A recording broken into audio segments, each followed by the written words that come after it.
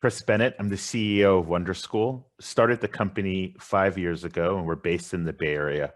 I'm originally from Miami, Florida. My parents are immigrants from Honduras, and I've benefited heavily from high quality early childhood education. When I moved to the Bay Area, I recognized that there was a shortage and helped start a childcare program out of someone's home. Learned a lot about the process and actually scaled that to over 1,000 programs all across the United States.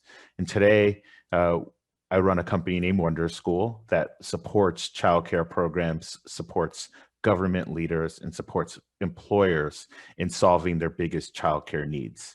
So when it comes to working with programs, we support programs in getting enrollments. We support them with a childcare management tool, with billing solutions, all of the things that they need to run a successful, profitable business.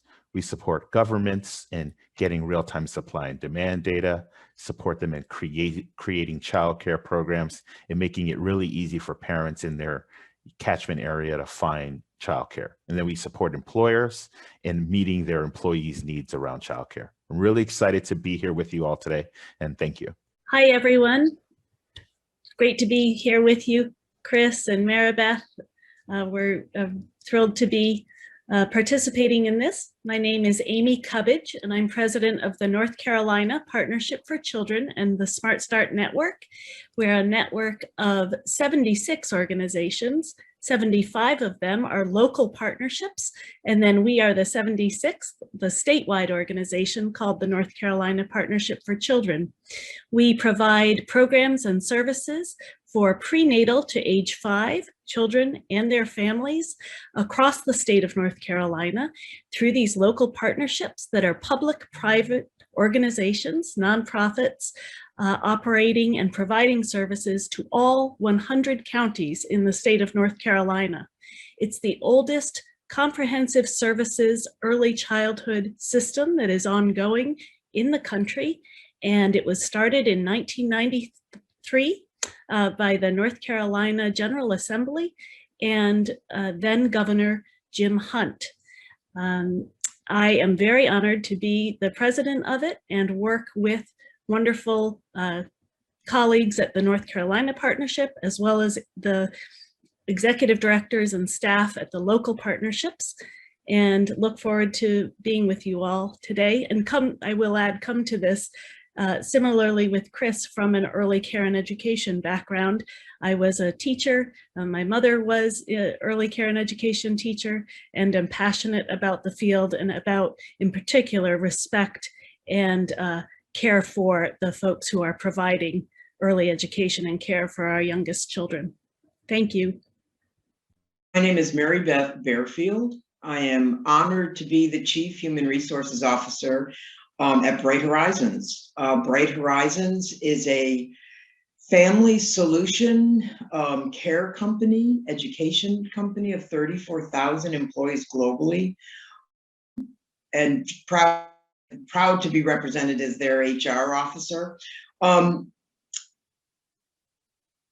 The past few months, the past year has truly changed the way Bright Horizons has done business. COVID-19 has changed the employer and the employee relationship. The child care shortage is a real problem, and that, as our primary business, is something that we take very seriously. We are an employer-based child care primarily, and so we help large employers take care of their employees' children. And as we all know, this has truly changed over the past few months, over the past year, as to how we care for children. I'm thrilled to be here with you all today and look forward to talking more about the child care shortage and what's happening, the future of the workplace, with Chris and with Amy. Thank you. Thanks for that, Mary Beth. Thanks for that, Amy. You know, I wanted to kick off our conversation just talking about, you know, what we're seeing in our respective roles, you know, and how COVID's affecting our respective organizations, just what we're seeing. So I can start us off. So with Wonder School, it's been pretty fascinating. For us, what we started to see is just a lot of our childcare providers were really in a confused and tough space where they didn't really know, should they open, should they close? And the biggest thing we saw is a lot of parents pulled their kids out of childcare programs. They pulled them out of our childcare programs. And, we had to respond accordingly as a company. And so, yeah, it was really wild. I'm curious, Amy, Mary Beth, what experiences did you have? Sure, I can relate and respond, Chris, to a lot of what you said.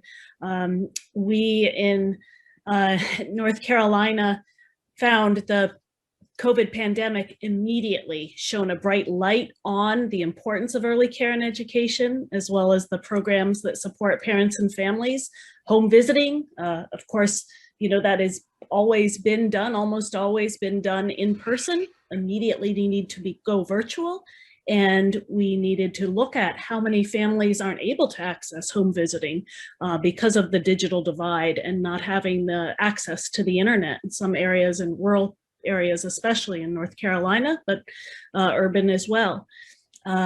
We were facing a very precarious situation very quickly.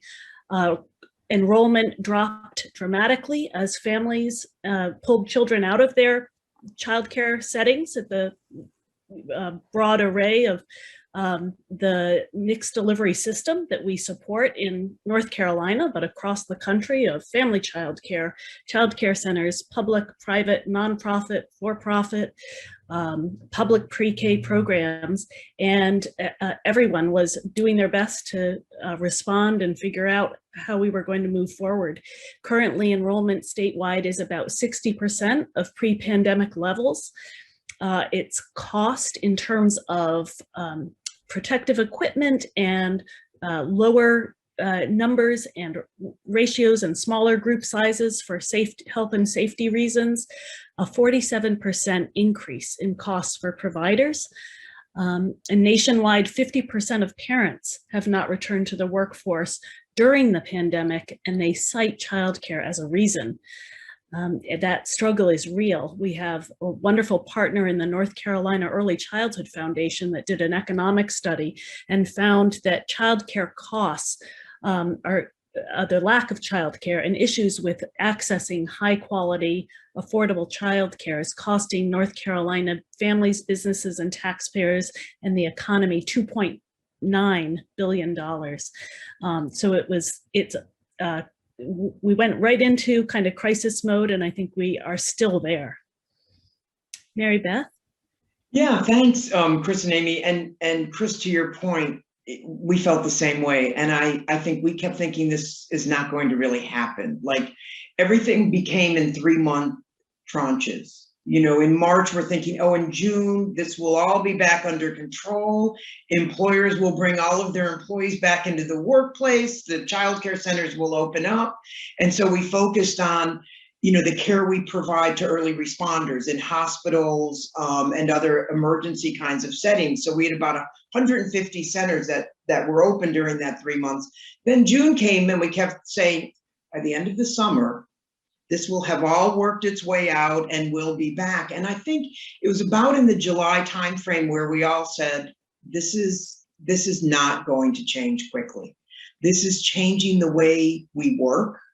This is changing the way parents can work. I think, to your point, Amy, the world began to see that you cannot be at home with small children. You cannot be at home with other family members. Bandwidth became an issue, but childcare, elder care, caring for school-age children became a big concern. And so all of a sudden now we're into the August and we're about to go back to school, and schools aren't going to reopen. So now we have employers going and employees saying, I can't go back to work. I have school-age children who need care. They need tutoring. They need to learn. So we began to think, okay, how do we partner with others who can help us provide school-age care? And I think here we sit now, almost a year later, saying the workplace is changing. and the way people work is changing, and the way women are working is changing. And I think that has us all now saying, this is not going to end quickly, and we need to really rethink the way we are providing care for others. Everyone's moving. They're moving they're moving out of cities. Parents have never been as involved in the health and safety of a childcare program as I've seen it today. So they're interviewing their provider. Do you have COVID? Have you been COVID tested? They want to know who the families are that are in the program, and the families that are in the program don't want new families joining, and so they're very, very hesitant to let new families join, which has a big impact on the business owners who are operating these programs. And so it's a really challenging time, and I spend a lot of time talking to parents and talking to providers, so I get a lot of anecdotes, and then we also benefit from seeing a lot of our data and seeing this change real time with our data. And so the way we're thinking about how to respond to this is we're just doing a lot of provider education, working with a lot of our providers and coaching them through how to be transparent about COVID. I think that's what parents are looking for, how to be transparent around how other families are approaching COVID in the classroom, and making sure that it's easy for parents to get that information when they're going through the process of finding care. I'm curious, Mary Beth and Amy, how's it affected you all? What are you seeing with parents? Other thing that's happening is our employer-run centers are looking at other ways to do care. So they're using some of those centers to do school age, opening up some empty classrooms to do school age, learning pods or tutoring. Backup care, has really increased significantly. And to your point, Chris, because of this shift, we're seeing backup care in what we would call like lower tier areas. So not your Boston, but maybe your Worcester, that's a smaller city outside of Boston. We're seeing those smaller tier environments increasing in care. So this shift is really, we have to be flexible. And I think the employers of today, I think it's really about being empathetic, first of all, flexible, and then supportive, because people need those three things in order to figure out how we're all going to make this happen. And to your point, Chris, it just keeps shifting. What you say resonates, Mary Beth. It's ever shifting. And I come to this work as an early childhood advocate always with a strong sense of urgency. And so for me, it was a time to really balance that and say, I know that we have this very small window of time to reach young children and to make this impact, the most powerful lifelong impact we can make during these first 5 years. And had to tell myself and to our staff, let's be thoughtful, think through carefully how we proceed. We certainly made missteps and were granted grace and patience from our partners, and both around the state as well as at the state level, as well as local partnerships. But we're very grateful to be given the opportunity to serve children and families across the state with some of the federal CARES Act dollars. And so we immediately put that into place. We had a short time frame in which to work to do that. But as I mentioned, we had recognized and identified, and local partnerships had identified the need for a way for families to still utilize and access their home visiting and parenting education and other support services virtually who didn't have access. And so we were able to distribute tablets and internet hotspots for families, and through our local partnerships to do that in many communities. We also were very aware that about 32% of families or parents are saying they were experiencing much greater stress during COVID. And we provided trauma-informed practice trainings and resiliency trainings for families across the state.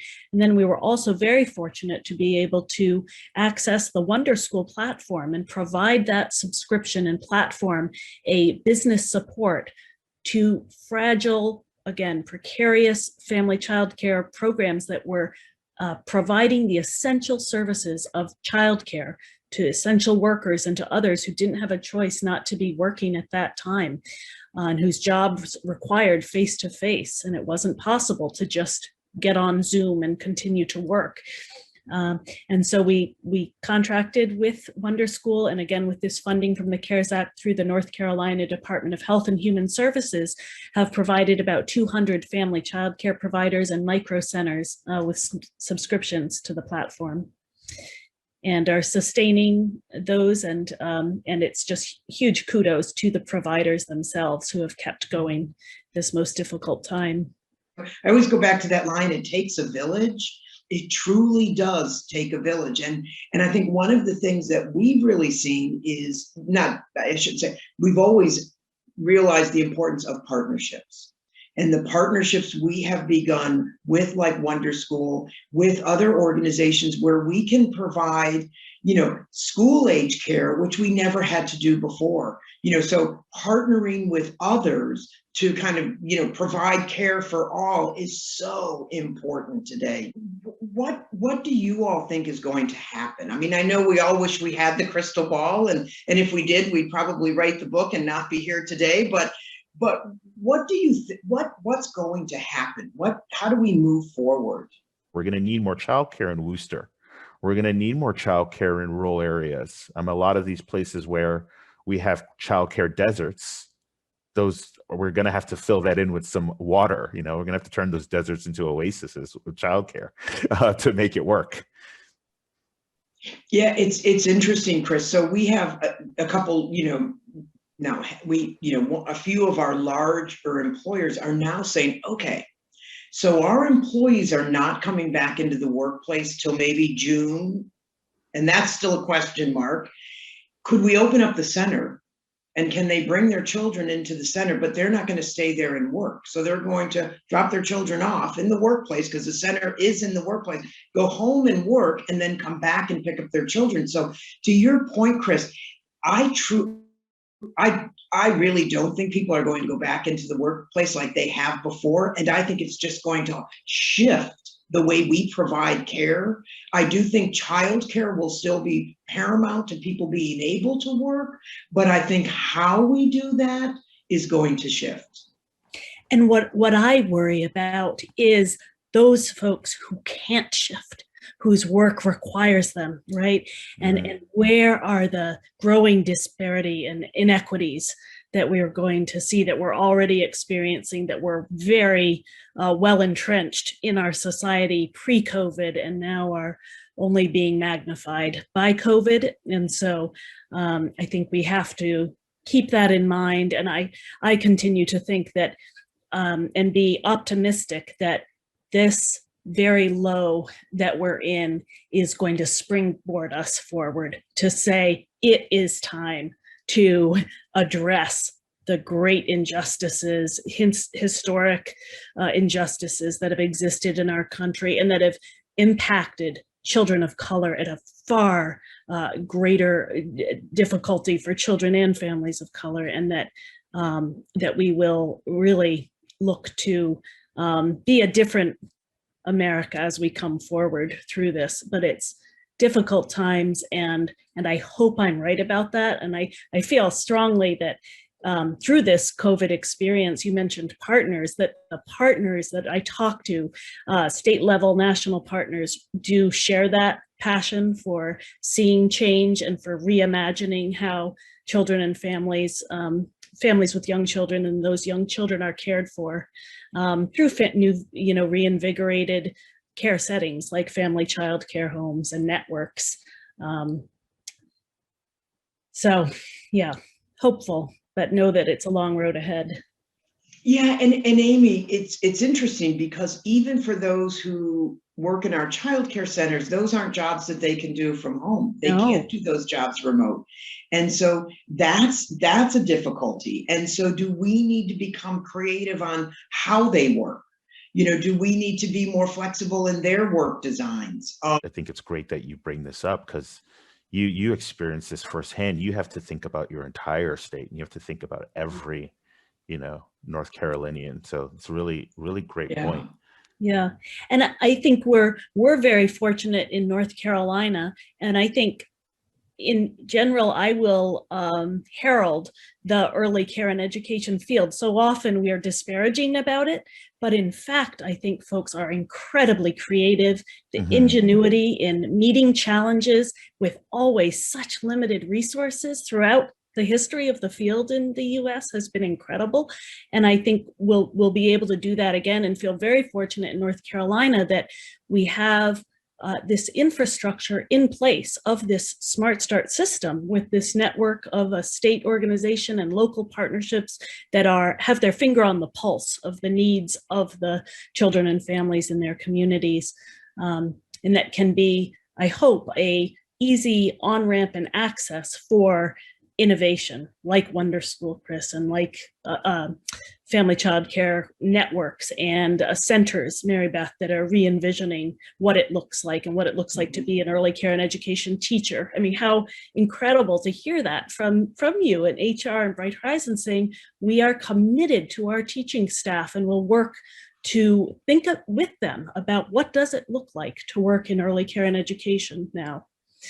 Yeah, Amy, our teachers are our heart of Bright Horizons. They are the core of all we do. And I always tell my team and the rest of our home office team, you know, if you're not working with a child every day, your work is doing something that supports those who do.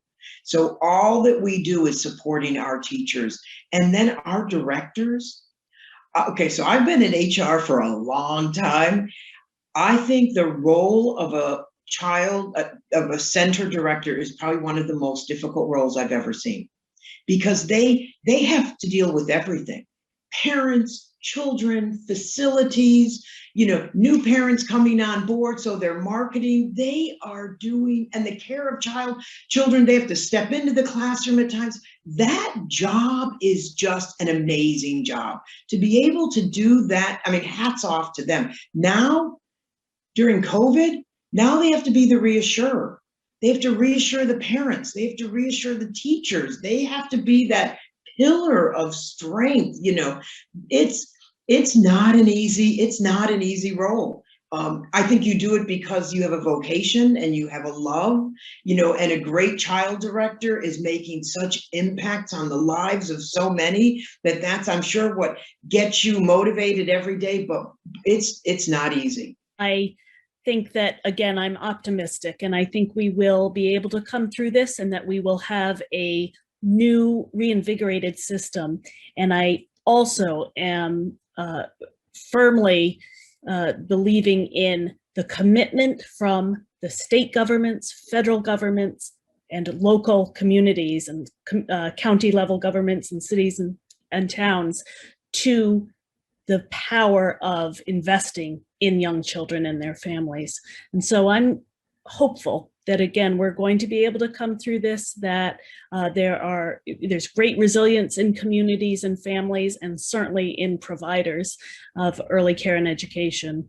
And I think that we've just shown a bright light again on what a critical infrastructure early care and education and family support is to our economy and to our country. We live in a very, very resilient, persistent country, full of Americans who are, you know, when we see a challenge, we're really great at figuring out solutions to the problems that we see. And COVID has presented a really big challenge for all of us, and especially those in the childcare community. And the way we're thinking about it at Wonder School is we want to be really nimble, and we really want to focus on supporting those in need. And through that, we've, you know, done a number of partnerships with folks like Amy and the state of North Carolina, and you know, a number of other states that we're working with when it comes to helping leaders get access to real-time supply and demand data, helping programs weather this storm and grow their enrollments through these hard times, working with states to create new childcare and partnering with them to create childcare in those deserts that exist, and making it easier for parents to find childcare when they're searching for childcare. And along with that, really thinking about how to support employers and their new demands with you know, parents moving all over the country and needing childcare in places that we didn't really think we needed it before.